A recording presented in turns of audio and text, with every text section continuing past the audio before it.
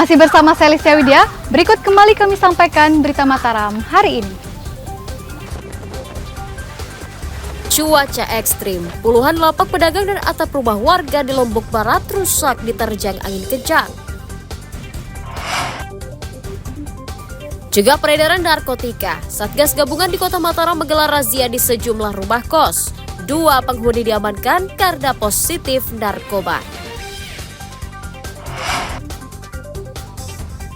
Ajak masyarakat cegah kerusakan ekosistem, warga dan mahasiswa di Lombok Barat menanam ribuan tanaman mangrove di pesisir pantai.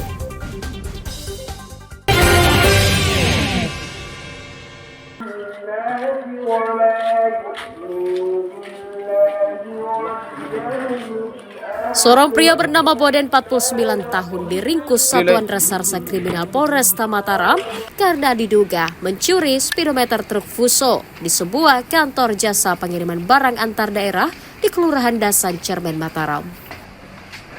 Tersangka dibekuk polisi atas laporan pemilik gudang yang kehilangan alat kendaraannya seharga 25 juta rupiah yang diduga dicuri salah seorang karyawannya. Setelah memeriksa sejumlah saksi dan kamera pengawas, polisi akhirnya membekuk Boden di rumahnya di lingkungan Peceru, Kecamatan Ampenan dan menyita barang bukti speedometer curian. Tersangka masuk ke gudang dan mencuri speedometer truk dengan memotong kabelnya menggunakan gunting. Di sini pelaku adalah salah satu sopir di armada gudang tersebut. Jadi pelaku masuk ke halaman gudang tempat Fuso terparkir dan pelaku masuk ke dalam Fuso, kemudian memotong speedometer salah satu Fuso merek Hino Lopan. Kemudian pelaku keluar dari halaman gudang pergudangan tersebut dari TKP dan langsung menjual speedometer yang dicuri seharga 1.500.000 melalui salah seorang perantara yang juga sempat kemarin diminta keterangan. Tersangka mengaku menjual speedometer tersebut seharga 1,5 juta rupiah dan dipakai membeli narkotika. Bela speedometer jual mula? Tukah lambah. Apa alasan baiknya? Ya, kajebat kadu niat jak kadu anak. Mangan. Ya. Saya apa nih? Pak Putu. Saya Pak Putu. Bos. Atas ulahnya, tersangka dijerat pasal 362 KUHP tentang pencurian dengan pemberatan dengan ancaman hukuman pidana minimal 5 tahun penjara. Awaludin dari Kota Mataram melaporkan.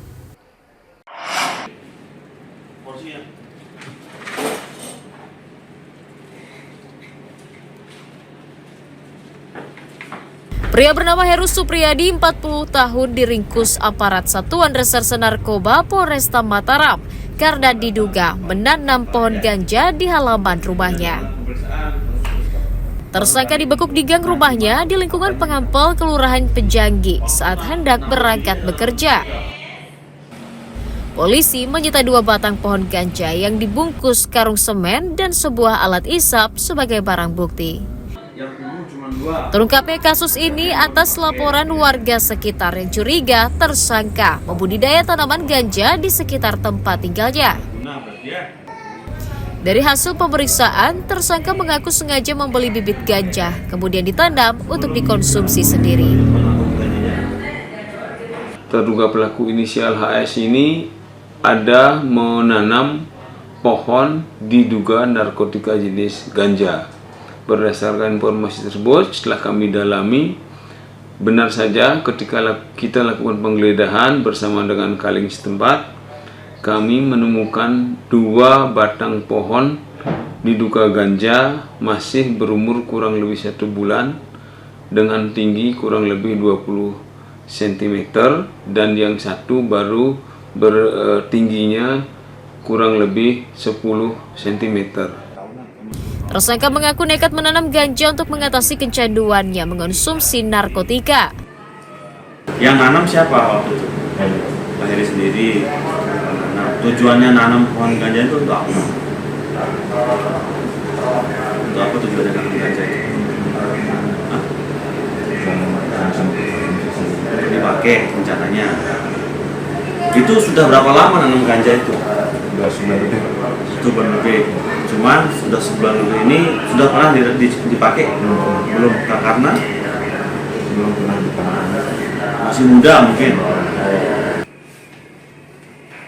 Tersangka dijerat Undang-Undang Narkotika dengan ancaman hukuman pidana minimal 5 tahun penjara. Awaludin dari Kota Mataram melaporkan.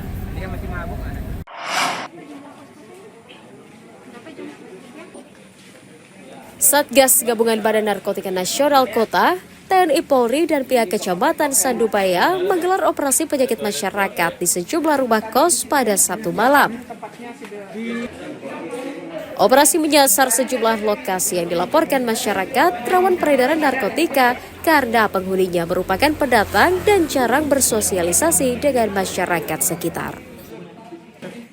Selain memeriksa identitas penghuni, petugas juga menggelar tes urin. Hasilnya 2 pemuda ditahan dan dibawa ke kantor BNN karena positif mengonsumsi narkoba. Bagi para penghuni yang terbukti mengonsumsi, BNN akan melakukan asesmen dan rehabilitasi. Selain mencegah peredaran narkoba, operasi itu juga untuk menjaga kenyamanan masyarakat dari tindak kriminalitas.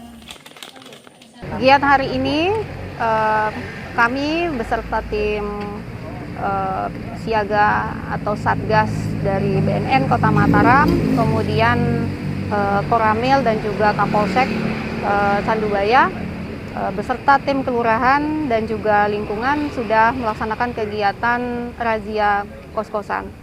Dan hasil daripada razia tersebut akan ditindaklanjuti. Mudah-mudahan kegiatan ini bisa menjadi atensi bagi masyarakat. Ini bentuk kami juga sosialisasi kepada masyarakat. Lakukan razia gabungan bersama dengan Camat Sandubaya, Polsek dan Koramil, Cakranegara. Alhamdulillah malam ini dari 6 lokasi pondokan kos-kosan dengan jumlah 36 terperiksa dengan hasil positif 1 orang menggunakan THC. Dan 1 orang yang kami amankan juga itu tidak mau ambil urin di lokasi. Tapi kami tetap harus bawa ke kantor BNN Kota Mataram, kita lakukan tindak lanjut lagi di BNN.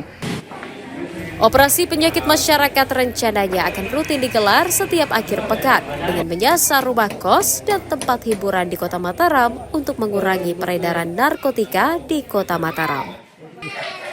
Awaludin dari Kota Mataram melaporkan.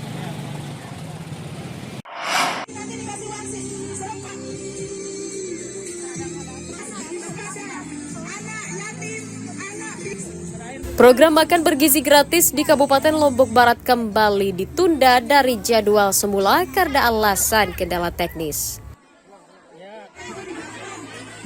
Dinas Pendidikan setempat mengonfirmasi mundurnya pelaksanaan program MBG dari semula tanggal 1 Februari menjadi tanggal 17 Februari mendatang. Pada tahap awal, program tersebut akan menyasar 3.000 siswa di belasan sekolah, mulai sekolah dasar hingga sekolah menengah. Sembari menunggu program tersebut terrealisasi, sejumlah sekolah seperti SMPN 1 Labu Api memberikan wawasan kepada siswa cara mengenal dan mengolah makanan bergizi.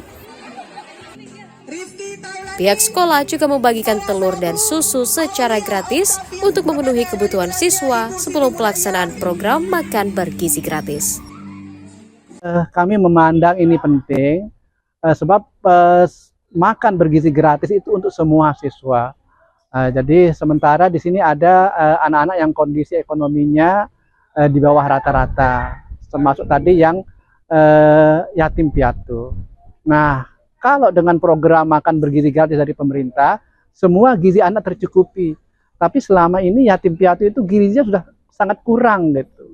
Nah, jadi oleh karena itu kami perlu meningkatkan itu dengan pemberian susu dan telur gratis. Ini kita dikasih susu putih sama telur.